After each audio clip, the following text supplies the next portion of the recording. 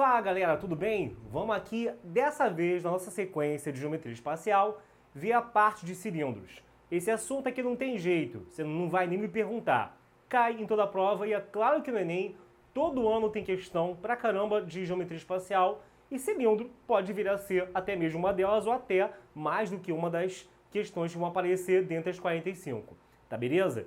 Então vamos pegar aqui desde o conceito básico de cilindro até o cálculo de volume, áreas e demais propriedades, tá bom? Isso aqui, lembrando, faz parte do nosso site fabricad.online, que é onde você vai ter todas as nossas aulas disponíveis, além do canal no YouTube, que foi meio que o iniciozinho de tudo, mas o lance mesmo é o site, onde você vai ter as listas também de exercícios e tudo mais para você resolver, ok? Então acessa aqui o fabricad.online, joga isso no seu navegador e você vai ter acesso a todas as nossas aulas. Beleza, gente? Bom, vamos lá.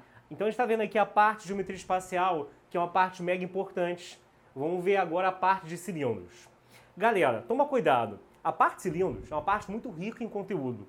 Ele pode cobrar questão de sólido de revolução, que é justamente aquilo pelo qual começa a aula, que é você aprender como que você pega um sólido e faz a rotação dele em torno de um eixo, tá? Cai também, claro, o cálculo normal de volume, de área, e aí questão com volume, às vezes envolve um líquido, né? O copo tem o formato de um cilindro, e aí ele vai colocar o volume em litros, tem que saber converter de litro para as demais unidades, né? O que um centímetro cúbico representa, no caso um mililitro, o que um metro cúbico representa, tudo isso.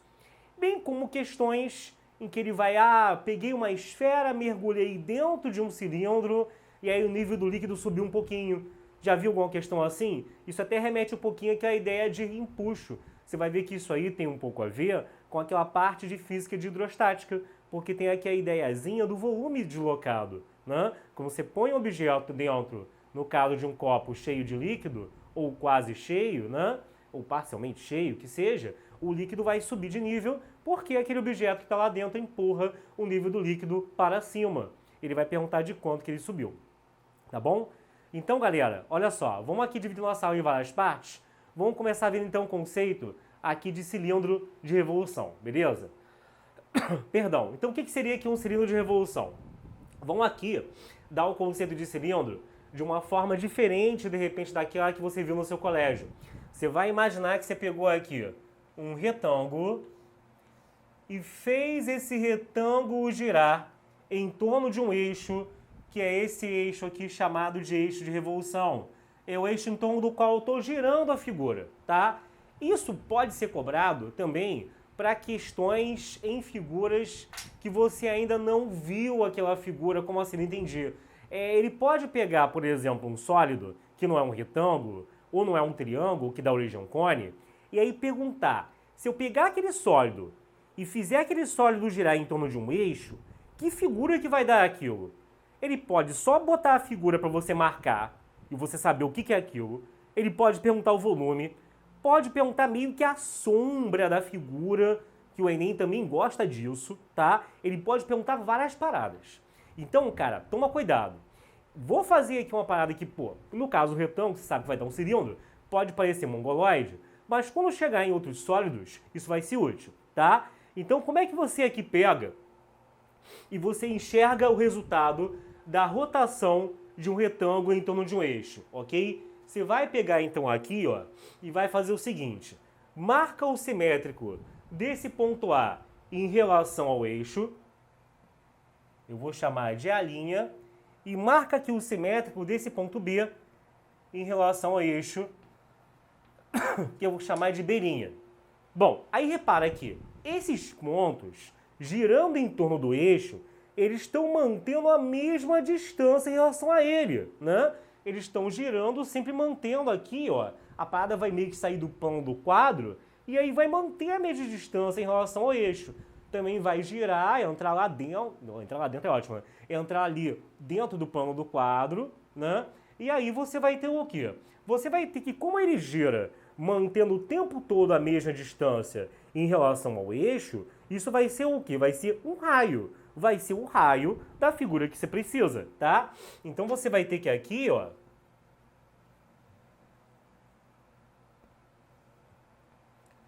Isso vai dar um raio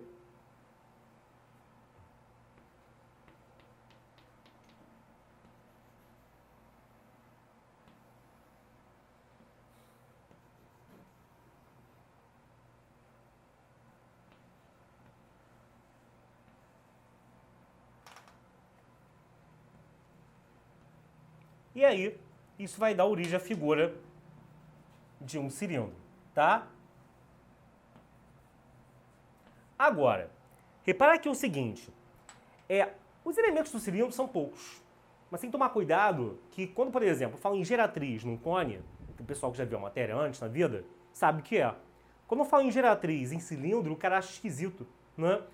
Galera, repara, cilindro também tem uma parada chamada de geratriz, que é meio que a altura da figura.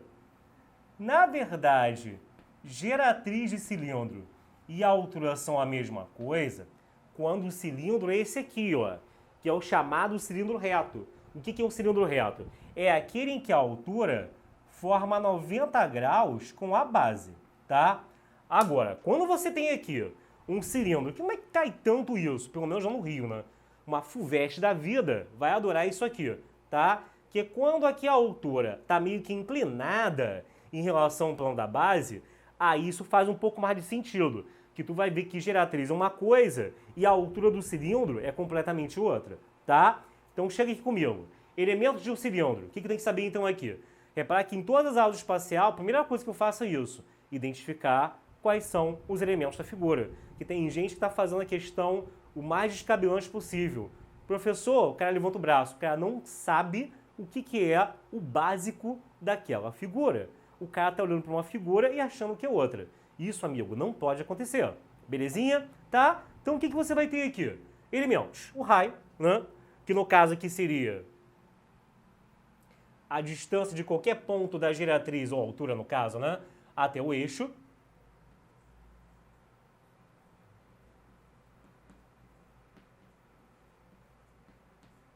O OA, por exemplo, né?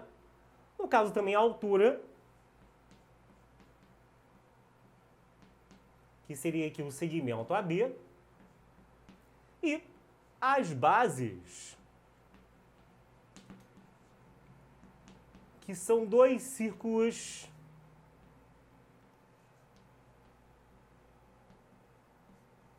de raio R, tá? Essa que é a ideia então aqui, ok?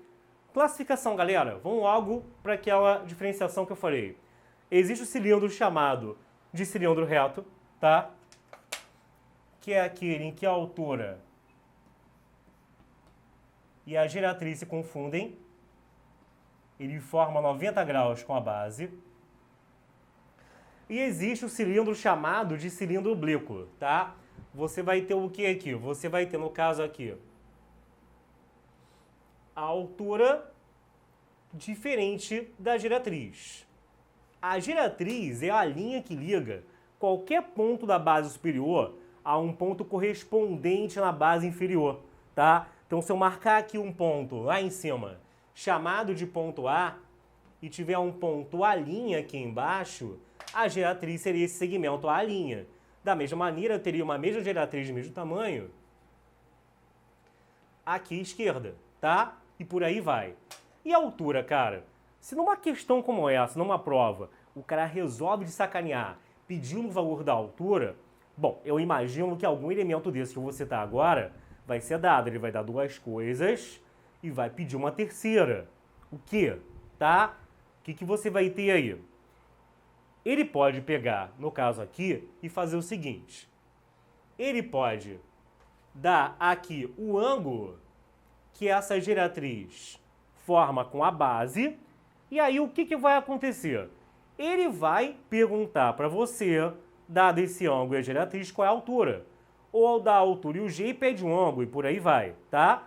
Então, ó, o que você vai ter aqui? Chama isso de θ. E aí, ó, você vai ter que aqui vai ser H, ok? E aí, com isso, usa o seno que você vai ter, ó, repara que eu tenho aqui um triângulo retângulo, e a única coisa que ele pode querer que você relacione aqui com esses dados é isso, né? Usar o H, o G e o θ, tá? Foi muito rápido? Então volta aqui comigo. Se eu tenho aqui, vamos separar esse triângulo primeiro, né? Se você separar primeiro aqui esse triângulo num canto, o que você vai ter? Cara, repara. Se você calcular o seno desse cara, você vai ter o cateto oposto e a hipotenusa. E o que tem cateto oposto e hipotenusa é o seno. Você pode passar o G para o outro lado, que aí você vai ter que o H é igual a G seno de θ, ok? Que é o máximo que ele pode querer aqui te cobrar em relação a isso. Fora isso, cara, não tem muito o que você inventar não, tá bom? Então, vamos aqui para mais um pedacinho da nossa aula. Se você aí meio que morgou, amigo, cara, tira um print aí da tela, volta um pouco, porque você não pode avançar nessa parte que é importante pra caramba no Enem. Espacial, combinatória, são assuntos que caem em muitas questões de Enem. Não pode dar mole, beleza? Vamos seguir então.